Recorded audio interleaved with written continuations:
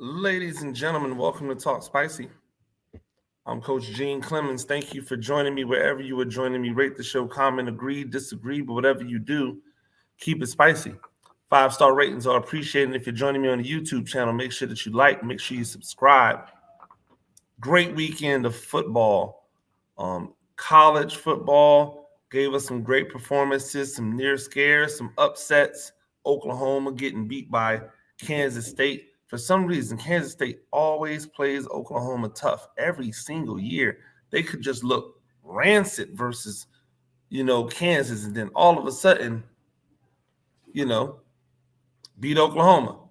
Shout out to Kansas State, Oklahoma, and Brent Venables, the supposed defensive wonderkin from Clemson, has to get back to the drawing board.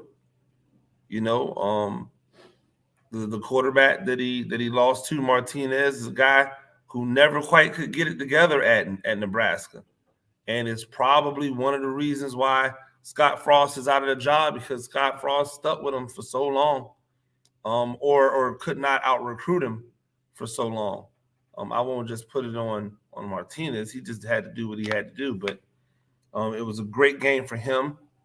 A really good redemption story for him, if for only one game. It was great for Kansas State to continue what they've been able to do over the years, which is to upset the big boys in the Big 12. It was a bad look for Oklahoma, though. And there were some other teams that had some near collapses. USC pulled victory out of the jaws of defeat.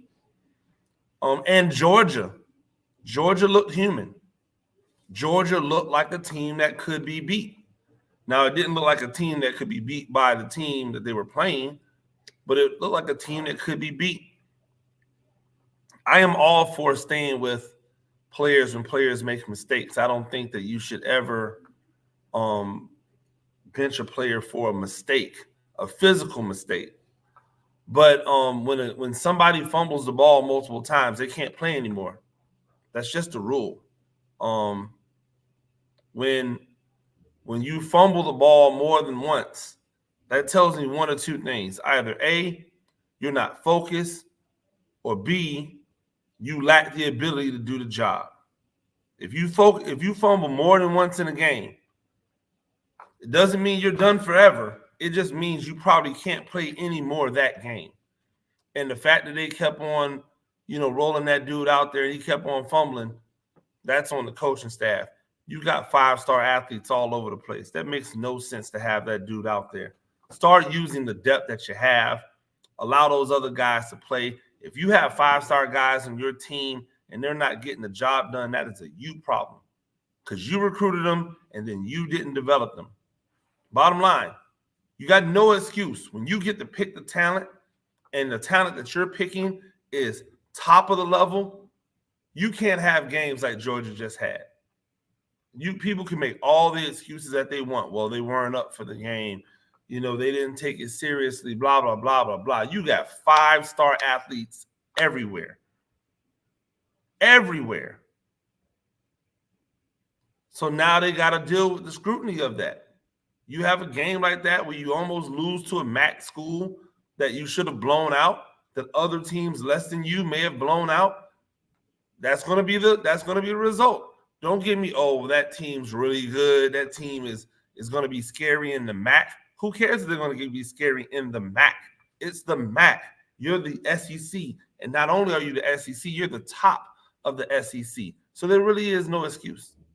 Before I get off on a football rant, though, I want to say that for me, it really wasn't even about football this weekend after Friday, because I was still thinking about the fact that this Udoka story has landed on suspended for a year.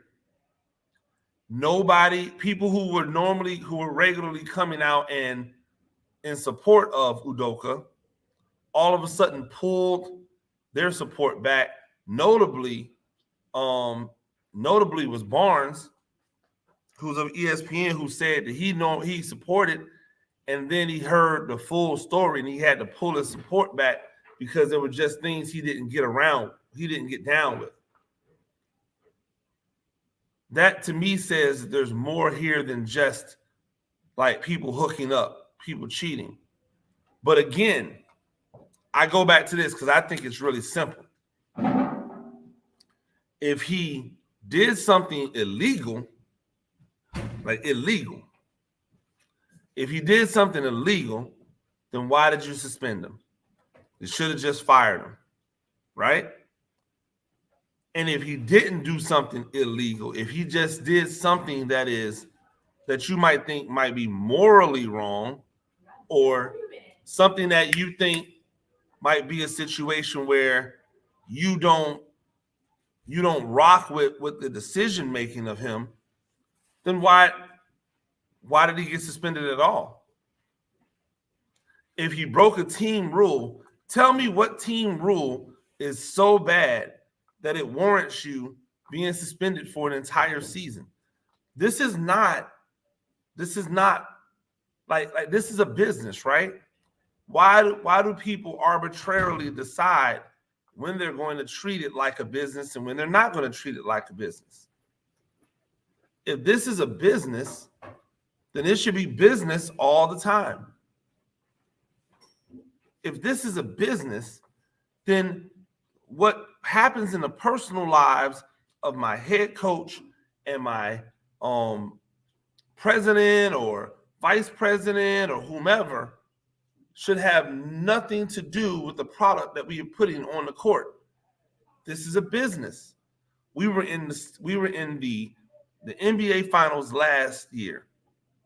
And we were in the NBA finals last year because that man that we hired after parting ways with Danny Ainge and elevating the last guy that we hired to the GM position, we brought him in because we said this is a better coach. He proved it by taking our team, who has not been to the finals, and pushing. Now we come back with the same team and added pieces, and we're going to suspend the coach for an entire season when we might be on the brink of a championship. There's too much here that we don't know about. There's too much here that we are not privy to. And since there's so much here that we don't know about and that we are not privy to, then we should not know anything. The fact that any of this information is public is a failure on the entire Boston Celtics organization. Because either the people involved leaked it, meaning Udoka and whomever the women were involved in this situation, either one of them leaked it, which is foul, or somebody within the organization who knew the situation and knew that the investigation was going on, they leaked it, which means they should be fired. At the end of the day, this is the type of stuff that happens inside of businesses. And it should remain inside of businesses. It is not for public consumption, especially if you're not going to come out and give all the details so that everybody can have a clear picture of why this man is being suspended for a year. And if he is going to be suspended for a year, why he's being suspended for a year and not fired. Because in my opinion, and this is just my opinion, if you're doing something that could get you suspended for a year, that's probably something that could get you fired, or that should get you fired. What does the year do other than hurt the team? The year suspension only hurts the team. I remember when Sean Payton was suspended for a season, And I remember it specifically because I thought to myself, that doesn't seem like something that should have gotten him suspended for a season. But I rocked with it, right? But in my mind, I'm going, that if warranting a suspension of a season is going to destroy or extremely hurt the fabric of my team, then I should probably just fire him. And that's why I didn't get. And obviously, in that case, it's different because I don't think the New Orleans Saints agreed with the punishment that was levied from the NFL offices. And so they didn't rock with it, which is why they were okay with the year suspension. But in reality, it's like, if I have to suspend you for a year from an organization, I probably should fire you. And that's how I feel about Udoka. If what Udoka did was so bad that NBA players who normally are outspoken and not afraid to go against the grain pulled back their support. If it was so bad that the organization, without anything from the NBA, said we're going to suspend you for a year and most likely jeopardize our ability to win an NBA championship, then you probably should have fired him. That's how it goes. I have some questions, and none of the questions are going to be answered today. And because none of the questions are going to be answered today, none of us should know anything about it. That's how this works. You shouldn't know about things when you don't have all the information.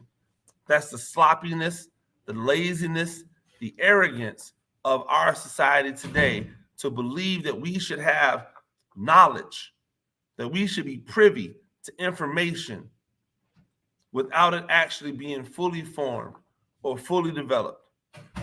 And that's why it's so sloppy. That's why it's so messy. We have to do better on all sides. The people who are reporting this, just haphazardly running with this and forming their own opinions, the people that are letting the information get out, they're all wrong. And we, as people out here, are left to put these pieces together for ourselves. And we just don't do a good job of it all the time. Ladies and gentlemen, that's Talk Spicy.